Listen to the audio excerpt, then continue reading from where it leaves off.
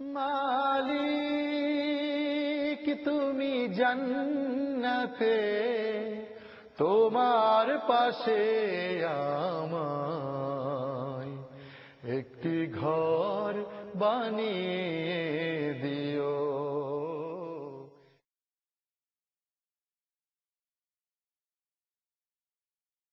السلام عليكم ورحمة الله وبركاته. الحمد لله رب العالمين والصلاة والسلام على نبيه الكريم وعلى آله وصحبه أجمعين. أعوذ بالله من الشيطان الرجيم. يا أيها الذين آمنوا اجتنبوا كثيرا من الظن إن بعض الظن إثم ولا تجسسوا ولا يغتب بعضكم بعضا أيحب أحدكم أن يأكل لحم أخيه ميتا فكرهتموه واتقوا الله إن الله تواب رحيم. اللهم صل على محمد وعلى آل محمد كما صليت على إبراهيم وعلى آل إبراهيم إنك حميد مجيد. اللهم بارك على محمد وعلى آل محمد كما باركت على إبراهيم وعلى آل إبراهيم إنك حميد مجيد. رب اشرح لي صدري ويسر لي أمري واحلل عقدة من لساني يفقهوا قولي. আসসিরাতুল মুস্তাকিম অনুষ্ঠান থেকে www.jigyasa.com এ আপনাদের সকলকে আহ্বান জানাচ্ছি, আন্তরিক আহ্বান জানাচ্ছি। আজকের বিষয় গীবত এবং এর ক্ষতি। গীবত মানে পরচর্চা, পরনিন্দা এবং তার ক্ষতি।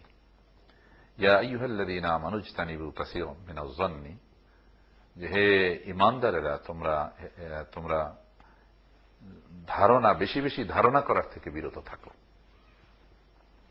ইন্না বা'দাজ যন্নি ইসমুন, কোন কোন ধারণা মহাপাপ। ওয়ালা তাজাসসু, এবং তোমরা মানুষের দোষ ত্রুটি অন্বেষণ করে বেরিও না। ওয়ালা ইয়াগতাব বা'দুকুম বা'দান, এবং একে অপরের গীবত করো না, তার অসাক্ষাতে নিন্দা করো না। আইয়ুহিব্বু আহাদুকুম, তোমাদের কেউ কি পছন্দ করবে ইয়াকুলা লাহমা আখিহি মাইতান, যে সে তার আপন মৃত ভাইয়ের গোশত খাবে। ফাকারিহতুমুহু, তোমরা তা অপছন্দ করো। ওয়াত্তাকুল্লাহ, এবং আল্লাহকে ভয় করো। ইন্নাল্লাহা তাওয়াবুর রহিম, নিশ্চয়ই আল্লাহ তাআলা তওবা কবুলকারী এবং দয়ালু। সূরা আল হুজরাত 12 নম্বর। এই আয়াতে কারিমার ভিতরে খুব স্পষ্ট করে কয়েকটি বিষয়, মানব চরিত্রের কতগুলি দোষকে উল্লেখ করে এর থেকে বিরত থাকার জন্য আহ্বান জানানো হয়েছে। আমরা জানি যে এক ব্যক্তি, মানুষ, অনেক ভালো ব্যক্তি, অনেক পরিশুদ্ধ চরিত্রের অধিকারী, পরিশুদ্ধ মানুষ, তারা একত্রিত হয়ে একটি পরিশুদ্ধ পরিবার, সমাজ গড়তে পারে। মানে আমাদের যদি দেখি যে জাতীয় জীবনে কোনো বিপর্যয় এসেছে, সামগ্রিক জীবনে বিপর্যয় এসেছে, তাহলে বুঝতে হবে যে ইন্ডিভিজুয়ালদের মধ্যে বিপর্যয়টা আগে শুরু হয়েছে, ব্যক্তিদের মধ্যে আগে শুরু হয়েছে। কারণ একটি ব্যক্তি যদি শুদ্ধ হয়, যেমন একটা ইট যদি 1 নম্বর ইট হয়, তাহলে তা দিয়ে যে বিল্ডিং তৈরি হয়, অনেকগুলি ইট এভাবে যদি একত্রিত করে বিল্ডিং তৈরি করা হয়, তাহলে এটা খুব মজবুত বিল্ডিং হয়। আর যদি 2 নম্বর ইট দিয়ে বানানো হয়, আর মানে যার কোনো লনজিভিটি নাই, তাহলে এই ঘর ভেঙে পড়ে। ঠিক তেমনি ভাবে যেই সমাজ গড়ে ওঠে চরিত্রবান মানুষের দ্বারা, নৈতিক চরিত্রে বলিয়ান মানুষের দ্বারা এবং আল্লাহ বিশ্বাসী মানুষের দ্বারা, সেই সমাজের মতো এত সুন্দর সমাজ, শিখা ঢালা প্রাচীরের মতো সমাজ আর হতে পারে না। এই জন্য মুহাম্মদ রাসূলুল্লাহ সাল্লাল্লাহু আলাইহি ওয়াসাল্লাম যে সমাজ গঠন করেছিলেন এবং তৈরি করেছিলেন, নির্মাণ করেছিলেন, আল্লাহর নির্দেশে, আল্লাহর কোরআন দিয়ে যে সমাজ তৈরি করেছিলেন, সেই সমাজ বর্বর সমাজের পরে, মানে জাহেলিয়াতের সমাজে, যেখানে মানুষের জান, মাল, ইজ্জতের নিরাপত্তা ছিল না, অত বড় অসভ্য সমাজ পৃথিবীতে আগে পরে আর হয়েছে বলে জানা যায় না। অন্ধকার যুগ বলা হয় যাকে। সেই সমাজকে আমূল পরিবর্তন করে দিয়ে একটি সুন্দরতম সমাজ যে গড়েছিলেন তিনি আল্লাহর নির্দেশে, এত সুন্দর সমাজেরও আর কোন ইতিহাস তার আগেও নেই, পরেও নেই, যে সমাজ তৈরি করেছিলেন মুহাম্মদুর রাসূলুল্লাহ সাল্লাল্লাহু আলাইহি ওয়াসাল্লাম। সেই সমাজের যে ভিত্তি রচিত হয়েছিল তা হলো সাহাবায়ে কেরামের মতো চরিত্রবান মানুষ দিয়ে হয়েছিল, এবং তারা কিন্তু সমাজে দুর্বৃত্ত হিসেবে পরিচিত ছিল এক সময়। এই সমাজ দস্যুর সমাজ, তস্করের সমাজ, যারা নিজেদের সন্তানদেরকে বন্ধু জীবন্ত মেরে ফেলতে দ্বিধাবোধ করত না, পুঁতে রাখত। সেই কি সমাজ? আল্লাহ বলছেন ওয়া কুনতুম আলা শাফা হুফরাতিন মিনান নারি ফাআনকাযাকুম মিনহা, যে তোমরা একটি অগ্নিকুণ্ডের পাশে দাঁড়িয়েছিলে, সেখান থেকে আল্লাহ তোমাদেরকে হেফাজত করেছেন, প্রোটেক্ট করেছেন, রক্ষা করেছেন রসুল পাঠিয়ে, কোরআন পাঠিয়ে। সেই সমাজে এমন মানুষ তৈরি হলো যারা মানুষের মুখের গ্রাস কেড়ে খেত, তারা এখন নিজেরা অভুক্ত থেকে সন্তান সন্ততিকে পর্যন্ত না খাইয়ে মেহমানকে খাইয়ে দিচ্ছেন। এবং সেজন্য আল্লাহ খুশি হয়ে তাদের নিজেদের মুখের গ্রাস এখন তারা অন্যের মুখে তুলে দিচ্ছেন। তারা অন্যেরটা কেড়ে খেত। এমনকি জিহাদের ময়দানে পানির আওয়াজ উঠেছে, কোন পিপাসার্ত মৃত্যু পথযাত্রী তিনিও পান করছেন না, পাশের লোককে আগে দিতে বলছেন, কারণ তার পিপাসা আমার চেয়ে বেশি। এই যে কথা, এটা মনে হয় রূপকথার মতো, কিন্তু প্রকৃতপক্ষে ঘটনা ঘটেছিল এই চরিত্রের বলে। এবং তাদের চরিত্রের ভিতরে সন্দেহ করা, মানুষের পিছনে জাসুসি করা, গোয়েন্দাগিরি করা, এটা আমি প্রফেশনাল গোয়েন্দার ব্যাপার ভিন্ন। মানুষ ব্যক্তিগতভাবে সামাজিক জীবনে একে অপরের পিছনে গোয়েন্দাগিরি করবে না। উকি মেরে তার জানালা দিয়ে দেখতে হবে তার ভিতরে কি হচ্ছে, মানুষের দোষ অন্বেষণ করে বেড়ানো, এটা ইসলাম পছন্দ করে না। ইসলাম পছন্দ করে না গীবত করা। মানে গীবতের সংজ্ঞা হলো, আল্লাহ নবী সাল্লাল্লাহু আলাইহি ওয়াসাল্লাম বলেছেন যে তোমার ভাইয়ের অসাক্ষাতে যদি তুমি এমন কিছু বলো যা তার সামনে বললে তিনি পছন্দ করতেন না, তাহলে এটাকেই গীবত বলা হয়। তাকে বলা হলো যে আমি যে তার অসাক্ষাতে যে কথাটি বললাম তার সম্পর্কে, যে মন্দটি বললাম, সেই মন্দ কাজটি যদি সে করে থাকে, আমি যদি সঠিকভাবে তাই বলে থাকি, আল্লাহ নবী সাল্লাল্লাহু আলাইহি ওয়াসাল্লাম বললেন যে তাহলেই তো তুমি গীবত করলে। আর যদি সেই কাজটি নাই করে থাকে, তাহলে তো তুমি অপবাদ দিলে তাকে। এ তো আরো বড় একটি, দুটি অপরাধ তুমি করলে একসাথে। সেই জন্য রাসূলুল্লাহ সাল্লাল্লাহু আলাইহি ওয়াসাল্লাম যিকরুকা আখাকা বিমা ইয়াকরাহু, গীবতের সংজ্ঞা দিলেন আল্লাহ নবী সাল্লাল্লাহু আলাইহি ওয়াসাল্লাম, যিকরুকা আখাকা বিমা ইয়াকরাহু। عن أبي هريرة أن رسول الله صلى الله عليه وسلم قال أتدرون ما الغيبة؟ رسول الله صلى الله عليه وسلم বললেন যে তোমরা কি গীবত কাকে বলে জানো? قالوا الله ورسوله أعلم। উপস্থিত সাহাবীরা বললেন যে আল্লাহ এবং তার রাসূল ভালো জানেন। قال, তিনি বললেন, যিকরুকা আখাকা বিমা ইয়াকরাহু, যে তোমার ভাই সম্পর্কে, ভাইয়ের কথা তুমি বলছো, উল্লেখ করছো, তার সম্পর্কে কিছু বলছো এমন ভাবে যা তার সামনে বললে সে পছন্দ করত না, যা সে পছন্দ করে। কিলা আফরাআইতা ইন কানা ফি আখি মা আকুলু, বলা হলো যে এরকম যদি হয় যে আমি তার সম্পর্কে যা বললাম ঠিকই বললাম, সেটা যদি সত্য বলে থাকি, ইন কানা ফিহি মা তাকুলু, রাসূল সাল্লাল্লাহু আলাইহি ওয়াসাল্লাম ক্বালা, রাসূল সাল্লাল্লাহু আলাইহি ওয়াসাল্লাম বললেন, ইন কানা ফিহি মা তাকুলু ফাকাদ ইগতাবতাহু, যদি তুমি তার সম্পর্কে এমন বলে থাকো যা সত্যি তার মধ্যে আছে, তাহলেই তো তুমি গীবত করেছো, কারণ অসাক্ষাতে বলেছো, তার সে অপছন্দ করতো এটা শুনলে। ওয়া ইল্লাম ইয়াকুন ফিহি ফাকাদ বাহাত্তাহু, আর যদি এমন কিছু বলে থাকো যা তার মধ্যে নেই, তাহলে তুমি তাকে অপবাদ দিয়েছো। মুসলিম শরীফের হাদিস। তাহলে দেখুন, এর সংজ্ঞা এভাবে চমৎকার ভাবে ইসলাম এটা নিরূপণ করেছে। ইসলাম যে কত সুন্দর জিনিস, মানব সভ্যতাকে কত উঁচুতে নিয়ে যেতে পারে ইসলাম।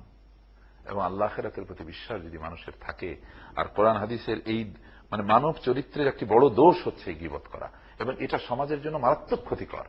সমাজের ভিতরে বড় রক্তক্ষয়ী দাঙ্গা হয়ে যেতে পারে, অথবা মানুষে মানুষে চিরদিনের জন্য শত্রুতার, স্থায়ী শত্রুতা সৃষ্টি হয়ে যেতে পারে, যদি এই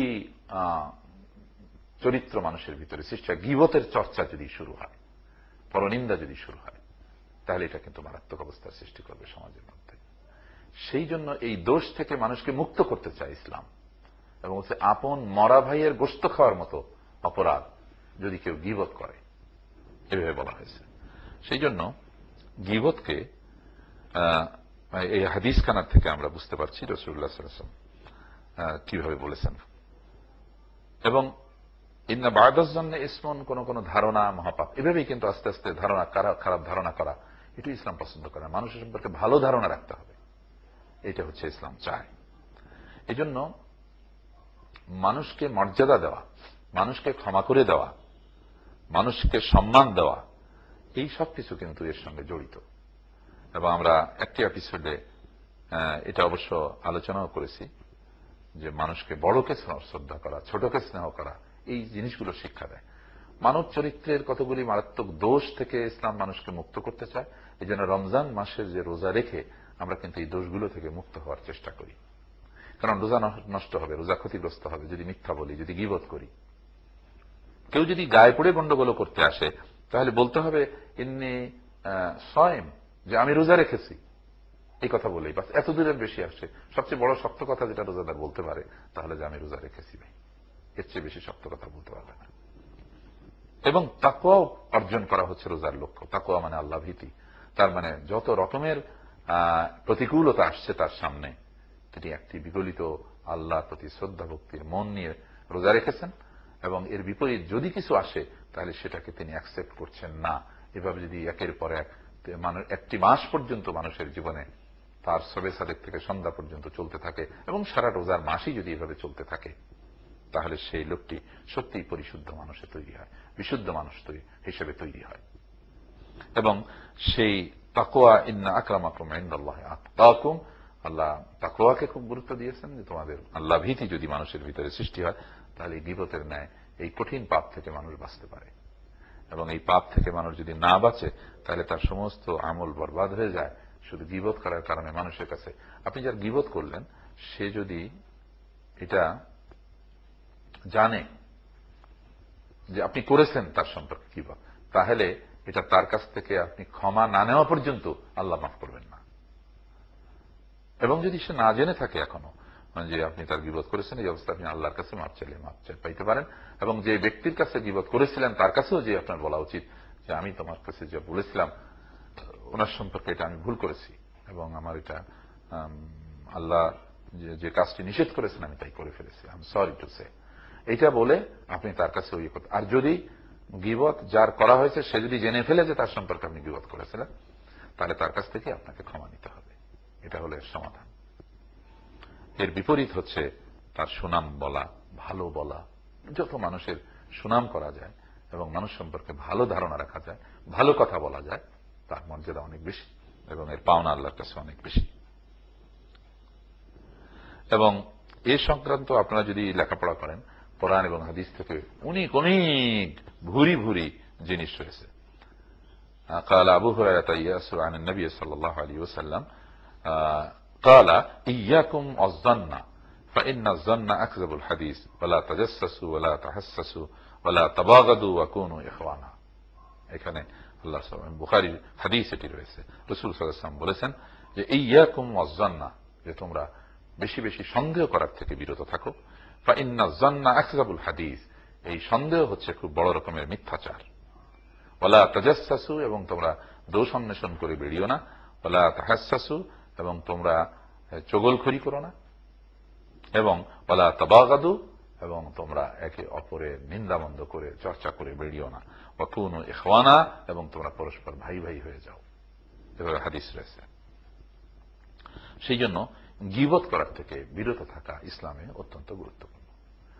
আপনারা শুনছিলেন বাংলাদেশ মসজিদ কাউন্সিল থেকে প্রচারিত অনুষ্ঠান, এবং এই অনুষ্ঠানে আমরা সাধারণত এই অনুষ্ঠানটা মসজিদ কাউন্সিলের যে আবেদন আছে সেটাও আমরা সুযোগ নেই মাঝে মাঝে আপনাদের কাছে পেশ করার জন্য।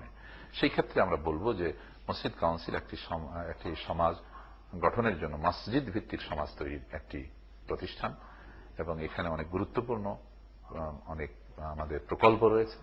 এবং তার ভিতরে একটি আছে যে পরিত্যক্ত শিশুদের প্রকল্প, যাকাত দিয়ে দারিদ্র্য বিমোচনের প্রকল্প, এইচআইভি এইডস প্রিভেনশন এটার প্রকল্প। এটা মানে এইচআইভি এইডস থেকে মানুষকে বিরত রাখার জন্য অনেক বড় প্রকল্প আলহামদুলিল্লাহ। এবং বিশুদ্ধ পানি সরবরাহের জন্য প্রকল্প আছে, এবং যাকাত দিয়ে দারিদ্র্য বিমোচনের প্রকল্প। এবং আমাদের আরেকটি প্রকল্প রয়েছে যে আমরা একটি পত্রিকা মাসিক জিজ্ঞাসা নামে, এটিও আমাদের একটি বড় প্রকল্প যা আপনারা জানেন। এই সবগুলোর জন্য আপনাদের সহযোগিতা বিভিন্নভাবে আপনারা করতে পারেন। এই ব্যাপারে আপনাদের সহযোগিতা আমরা কামনা করছি। বিশেষ করে এই বাচ্চাদের জন্য, যে বাচ্চাদের পৃথিবীতে আল্লাহ ছাড়া আর কোনো গার্জিয়ান নেই এবং ফেলে রেখে যাওয়া হয়েছে, সেখান থেকে আমরা পেয়েছি, অথবা রাস্তায় পড়েছিল, অথবা হসপিটালে প্রসব করে দিয়ে মা চলে গেছে, সেই সব বাচ্চাদেরকে আমরা সংগ্রহ করে তাদেরকে ভালো শিক্ষা, ভালো থাকা, ভালো খাওয়া, এগুলোর ব্যবস্থা করে তাদেরকে খুবই উন্নত মানুষ হিসেবে গড়ে তোলার জন্য আমরা চেষ্টা করছি। দোধারী তলোয়ারের মতো তারা একদিকে আল্লাহকে চিনবে, রসুলকে চিনবে, ইসলামকে জানবে, অন্যদিকে তারা দুনিয়ার আধুনিক জ্ঞান বিজ্ঞানেও সমৃদ্ধ হবে। এইভাবে তৈরি করার জন্য চেষ্টা করছি। আপনারা সহযোগিতা করুন। এই আহ্বান রেখে আজকে অনুষ্ঠান এখানে শেষ করি। ওয়া আখিরু দাওয়ানা আলহামদুলিল্লাহি রাব্বিল আলামিন। আসসালামু আলাইকুম ওয়া রাহমাতুল্লাহি ওয়া বারাকাতুহু।